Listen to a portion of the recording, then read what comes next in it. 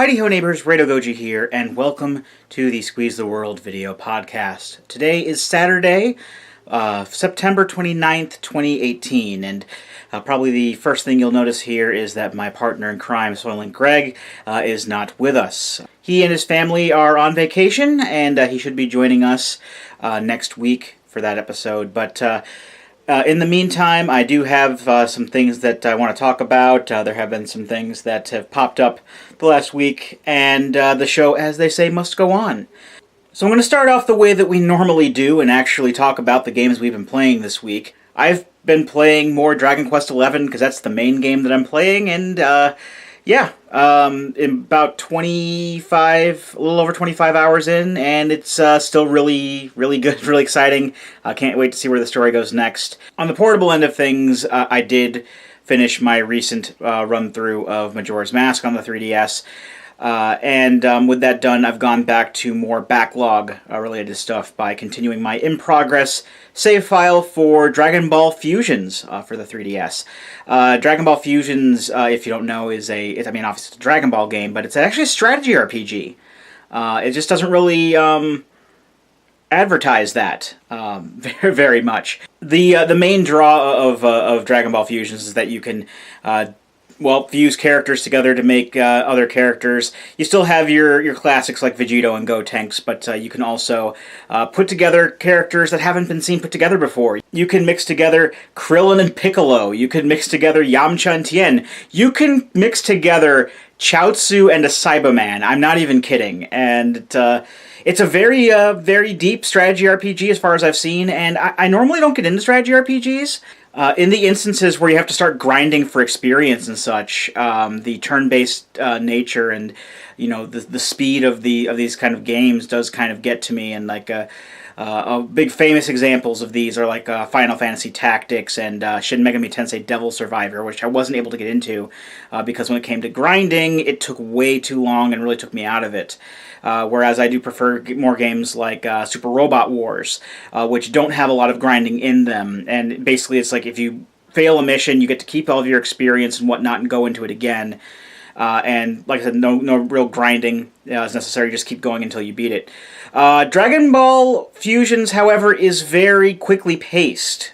So you do still have some grinding in there, but I do let it off on the fact that it doesn't take long to go through battles and whatnot. It's very quick, very smooth, and it's a good fun game. I highly recommend checking it out if you're a Dragon Ball fan and you have a 3DS, or if you like strategy RPGs.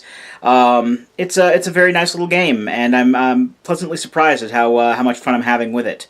Now, while I am the only one talking about games that we've been playing, I did actually have the foresight before recording to ask Greg about what he's been playing, and I texted him a couple days ago, and he told me that he's gotten himself hooked on Adventure Capitalist.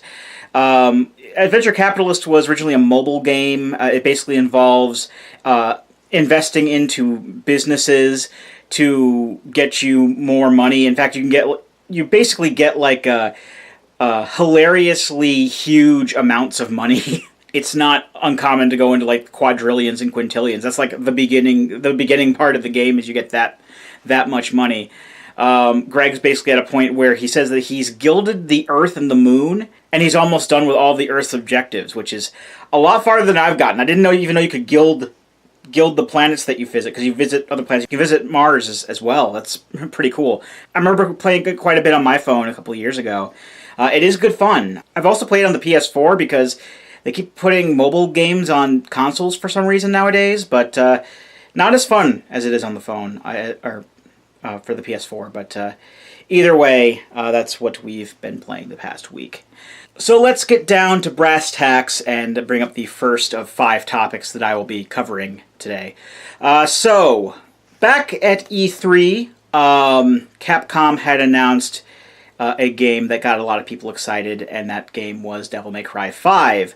A lot of people were really happy that they weren't going back to the rebooted universe of DMC, and were rather continuing on with the base Devil May Cry series.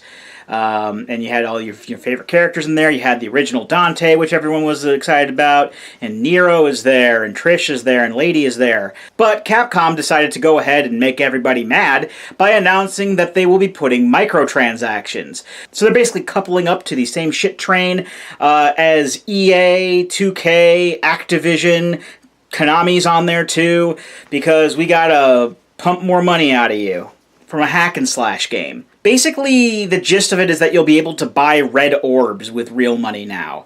And for those who are unfamiliar, red orbs are basically in-game currency that you can spend on things like getting new abilities, health increases, extra lives, all sorts of stuff.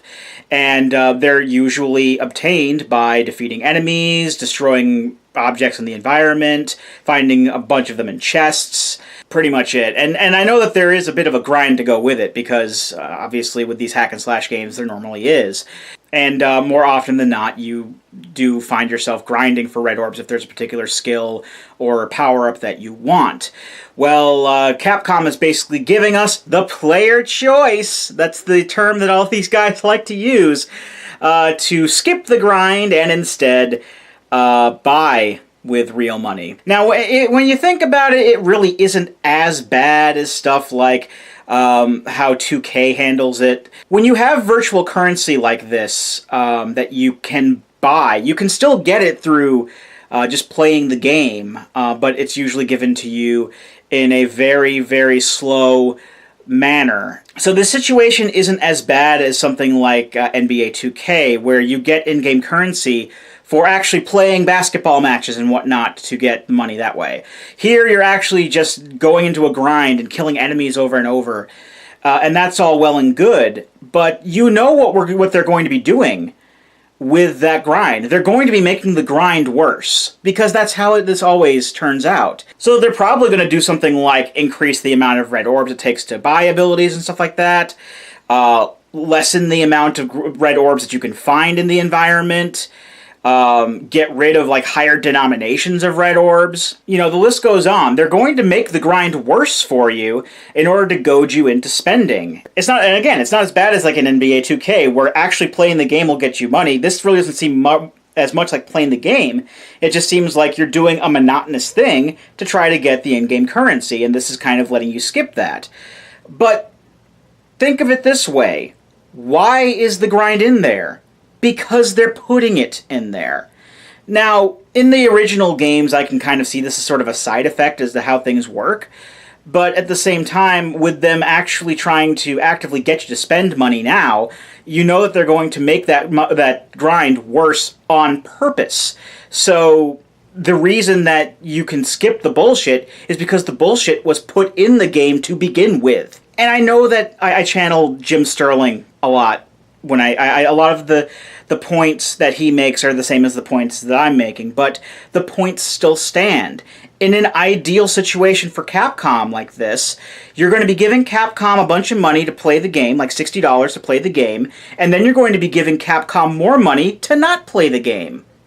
I mean, it's less playing the game and more grinding in this case, but still, the point still stands, and they're going to make it worse for you, and constantly put up reminders like, hey, you know, you can spend money and not do this. I'm just not going to buy the game. I may have been a tiny bit interested in picking it up somewhere down the road, but no, I'm not going to do it now.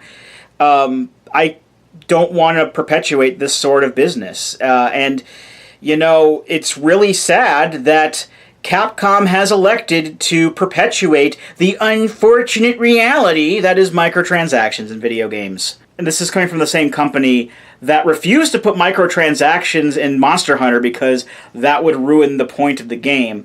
Although they were different producers or directors or whatever, I bet you, though, if Hideki Kamiya was still working on Devil May Cry, he wouldn't stand for that bullshit. But I digress. For topic number 2, I'm going to tell you a little tale. I'm sorry, I will never do that again. Yep, Telltale Games is now out of business. Telltale Games have been a developer-publisher, mostly known for making story-centric, licensed adventure games. And they're very prolific. They've had a lot of licenses.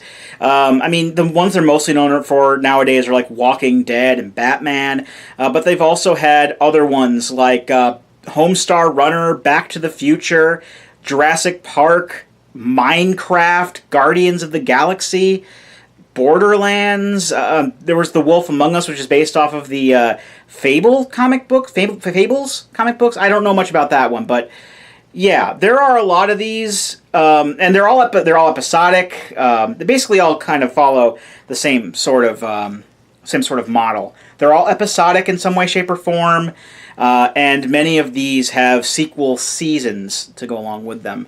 But it turns out they were filing bankruptcy due to poor sales. And I know that I'm going to sound like a hypocrite in a later topic for today, saying this, but it's basically because their brand was kind of stagnating.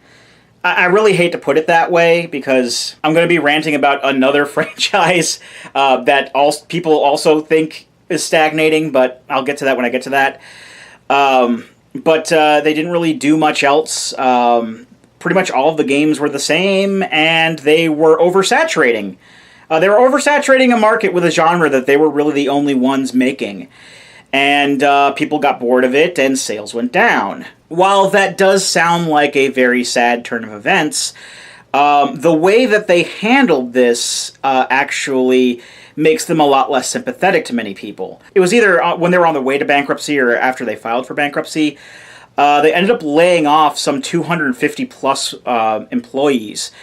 But the way it was handled was pretty much terrible. Now, from what I'm made to understand, and I'm just reading this secondhand from articles and other accounts of what was going on, but apparently management, at the very least at this stage of the game, was not great at Telltale Games offices. Because of the sheer amount of games they were trying to pull out, they were in a constant state of crunch time. Workers were working insane hours, like on the regular. Again, I could be wrong with some of the details here. This is just how I heard it and how I'm interpreting it. Apparently, the employees were being treated like crap.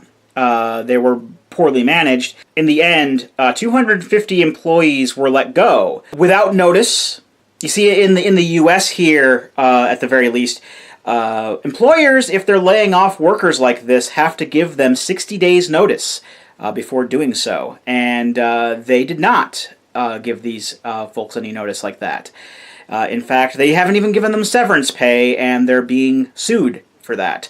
And to that I say, what did you think was going to happen? Seriously. But it's really sad.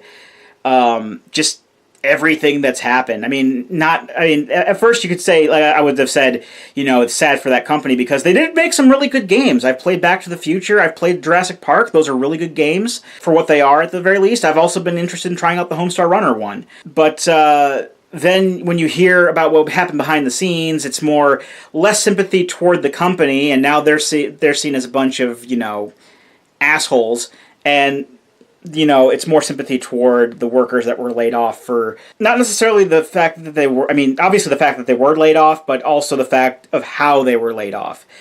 And it's just a bad situation all around, and the company should be ashamed of themselves for handling it this way. And I'm not really sympathetic anymore toward them.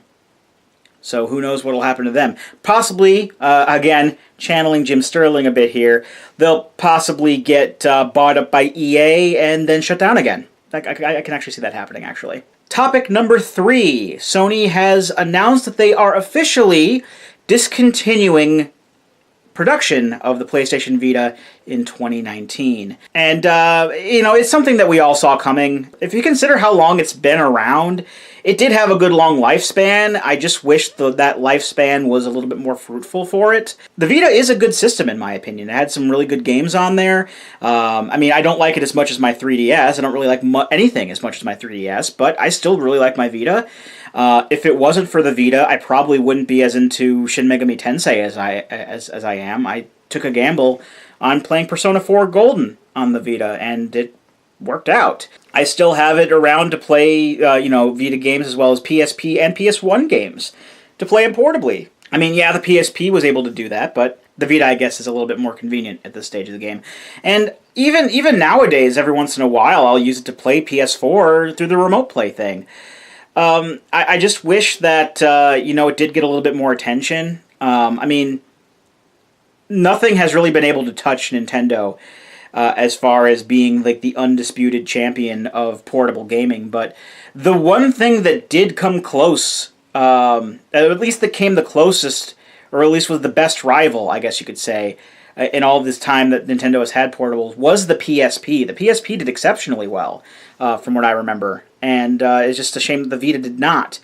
There were a lot of reasons. It started off with the proprietary bullshit because, of course, Sony.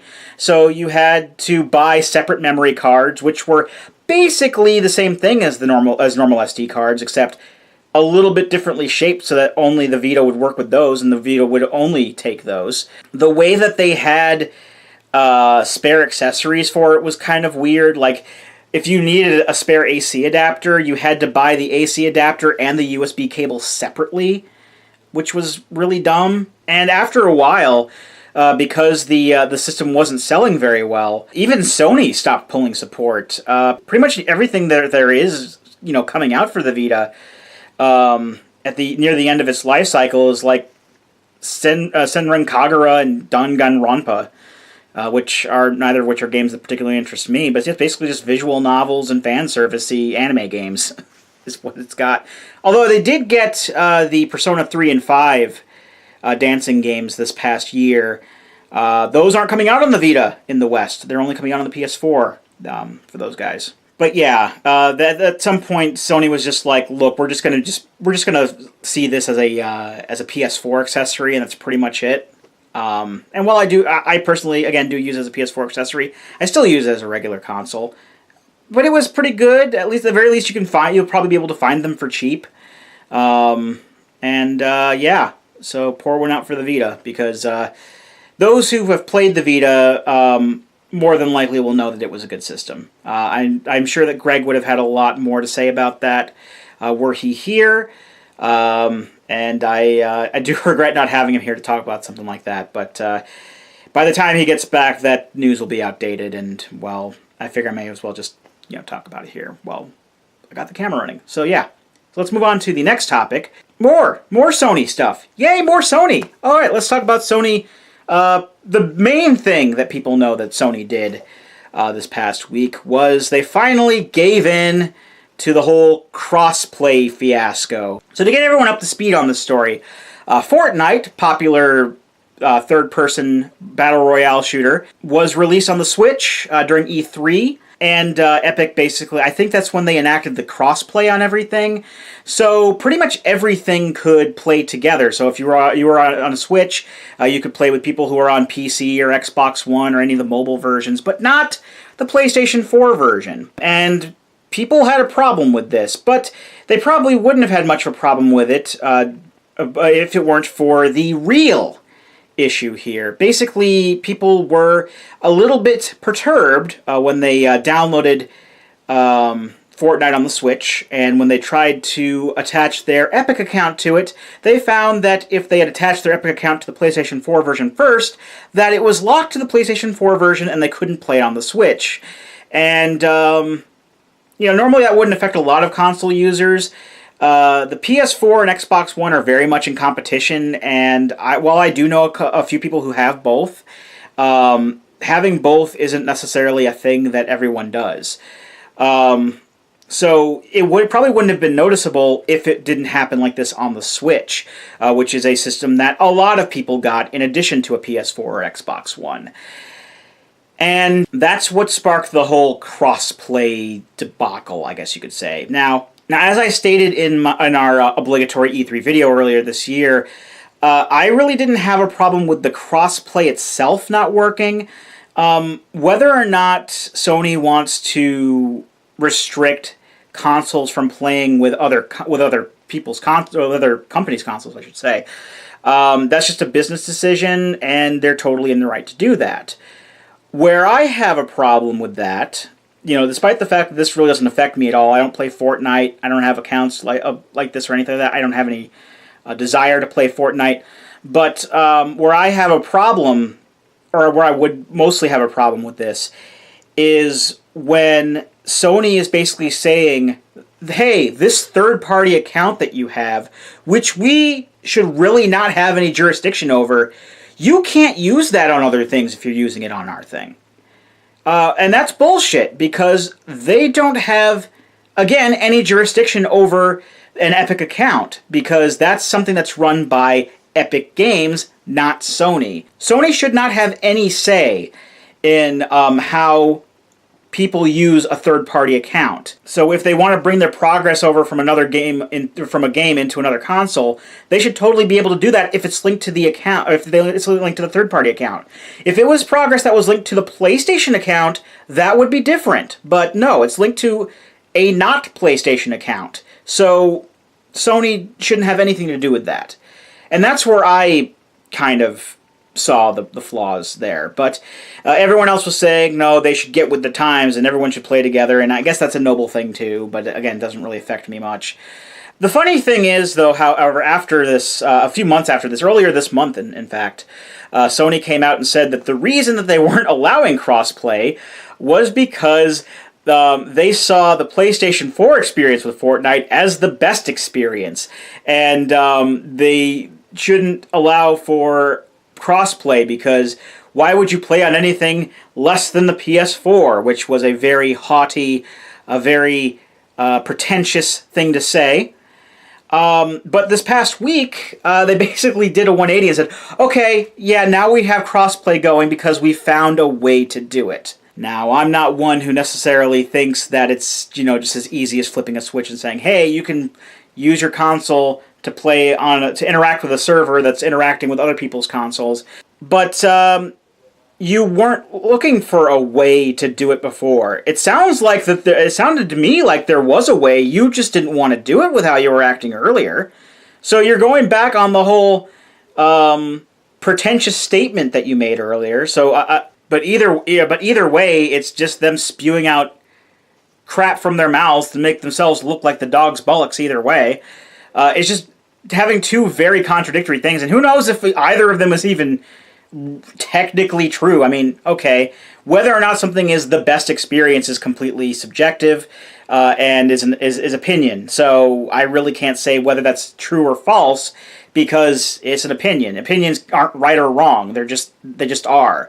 But I mean, who knows if if they actually did have to find a way to make it work, or if they were just trying to, throw the wool over our eyes to make themselves look better. Either way, this, again, much like how Telltale handled things, this could have been handled a lot better. It could have been handled in such a way that didn't make Sony look like a bunch of pretentious assholes. But they are a major publisher, and when we get into situations like this, honestly, there really isn't a way that you can get yourself out of it and not make yourself look like a pretentious asshole in some way. And it's not like I'm trying to defend the others or anything like that. I'm sure that if Nintendo or Microsoft or Google, if it was like the Android version was doing this, or Apple, I'm sure that they would also be the same way. They look like pretentious assholes if they did something like this. So this is a situation that, resolution aside, could have been handled a lot better. But no, they decided to go the asshole route in some way, shape, or form. Either with the pretentious statement earlier, which makes them look like assholes, whether or not they lied about needing to find a way to try to make us look like we're stupider than we are, I really don't know. It's very, very conflicting. I mean, I don't work at Sony. I don't know exactly what the stipulations are there, but it just makes me sound like a blithering idiot now that I think about it. But yeah, either way, companies need to work better on their PR. I think that's the lesson we can all come off of here, I guess. Anyway, let's get to the last topic. And the last topic I have here is a bit of a disheartening one, at least in my experience here. So, Square Enix came out a couple days ago, and basically, I believe, confirmed my fears on the future of Dragon Quest in the West. They actually went out and pulled out the big guns of Dragon Quest XI needs to sell well if you want us to keep localizing Dragon Quest games. Okay, they're not wrong. just a heads up, I'm going to be retreading a lot of the stuff that I said a few weeks ago on this, but it all still stands. There was a lot that they could have done to get people to buy more. It is kind of a dick move to basically blame the fans as to why this particular series didn't do as well as they thought it was going to do. But the fan base is a little bit divided on how they were going to handle the release anyway. So it is partially our fault. All right, so let me get this out of the way. Square could have done a few things different to make this launch more successful. So first off, we have the timing of the release. I know I mentioned this before. Again, I'm going to be retreading a lot of stuff. But Dragon Quest XI was released 3 days before Spider-Man. Spider-Man is probably the most hyped game for the PS4 outside of Red Dead Redemption 2. More people are going to pick up Spider-Man than Dragon Quest anyway, and it's definitely going to take away from a lot of people who are going to plan on buying Dragon Quest day one. It's taking all of those fans away because it got a lot more attention. It's been garnering more attention since it was first released, and hype and hype and hype. And from what I understand, it's a very good game, and people are really enjoying it, and it's done really well for itself. But it takes away from sales when you put your game next to a bunch of other games that people are going to want to buy more. I swear, it's like they're setting the series up to fail in the West or something like that. Another factor that I see contributing to the underperformance of the game is the fact that they have a Switch version on the way. I personally wasn't biting for the Switch version. I consider myself to be somewhat of a Dragon Quest fan, and I didn't want to wait for another version that we didn't even have a release date for, because they're still working on the damn thing, and it hasn't even been released in Japan yet. Or I didn't want to wait another years or so to play the game. I had already waited long enough to play the game as it was, so I got it on the PS4. And again, as I've been saying, I'm really enjoying it, so good on them for making a good game. But there are a lot of people who are still holding out for the Switch version, and that has dug out a lot of sales from that. You hear them say we need to sell more copies in order for us to localize more games in the series, and people are still saying, "Nah, I'm going to wait for the Switch version to come out." Well, if we don't sell more copies of the game, the Switch version isn't coming out over here. So you won't get to play the Switch version if you wait for the Switch version. Unless, of course, you can read Japanese and want to import the game, then, more power to you. And I understand. There are people who like their Switch more than their PS4 and want to play the game on their preferred console. I get that. And I'm not completely blaming the fan base here. I am also blaming Square for this, because we knew from day one that they were going to be releasing the game on the PS4, the 3DS, and the Switch, which was known as the NX at the time. And I know, personally, I would have preferred to have the 3DS version, but that didn't happen, now did it? But I don't know what kind of complications they're having with the Switch version, but that's not even released yet, and the game has been out for over a year in Japan, still no Switch release, and now it's looking like, even when they do get the Switch version over there, we're not getting it over here. And this is also going to affect future Dragon Quest games. I was really, really looking forward to Dragon Quest Builders 2. And now I'm probably not going to be able to play that. I mean, yeah, technically I'll be able to play that. Both the PS4 and the Switch are region-free, and I can get the Japanese version, but they're also very text-heavy. I can't fluently read Japanese. And they're very, story and objective-centric. So I'm not going to know what to do with the game. And it's really a shame, because that was one of the games I was most looking forward to playing within the next couple of years, and getting other people to play with me. That was the game that was going to get me to buy a Nintendo Switch Online subscription. That's not happening now. I know this has just been like one guy rambling and being angry that his favorite game's not doing as well as it should, and that more of his potentially favorite games could not be coming out in the future. But that's just how this makes me feel. This is definitely a big blow to Dragon Quest fans, and I know that this happens all the time. It's not like the game is bad or anything. It's been, for the most part, reviewing exceptionally well. There are some, reviewers and whatnot, and this is why I said earlier that it would make me sound like a hypocrite when talking about Telltale games.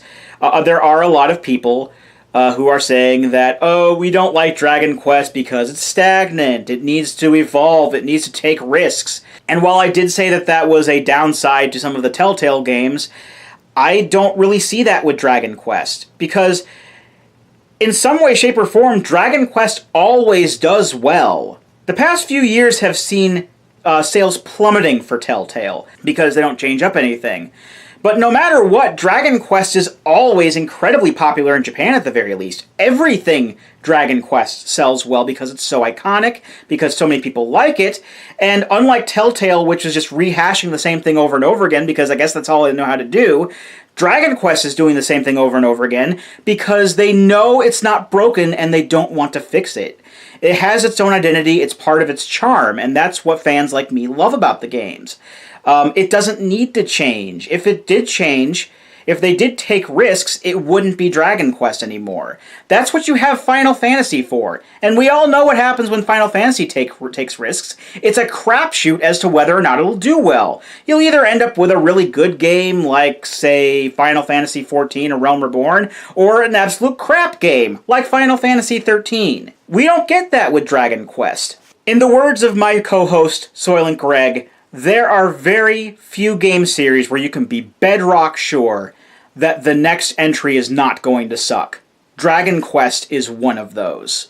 And that's pretty much how it is. I mean, Dragon Quest has always been a niche title over here for whatever reason. It usually comes out with little to no fanfare. And while I have seen some advertisements and whatnot for 11 after the fact that it came out, just stuff, sidebar ads on sites saying 9 out of 10, 10 out of 10, 5 out of 5, whatever. This is a masterpiece. There aren't a lot of people who know what Dragon Quest is still because it hasn't really gotten a good chance to shine because Square doesn't want it to or something. I don't know. I mean, look at Dragon Quest VIII. Dragon Quest VIII is touted by many, many people to be one of the best games on the PS2.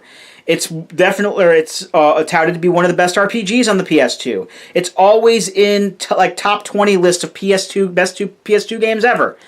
And it reviewed well, much like Dragon Quest XI has been. And it still sold like crap because nobody knew about it until afterwards. Dragon Quest XI is going to end up being one of those, hard to find games later. Well, I say hard to find, but with digital distribution, it's never going to be hard to find anymore.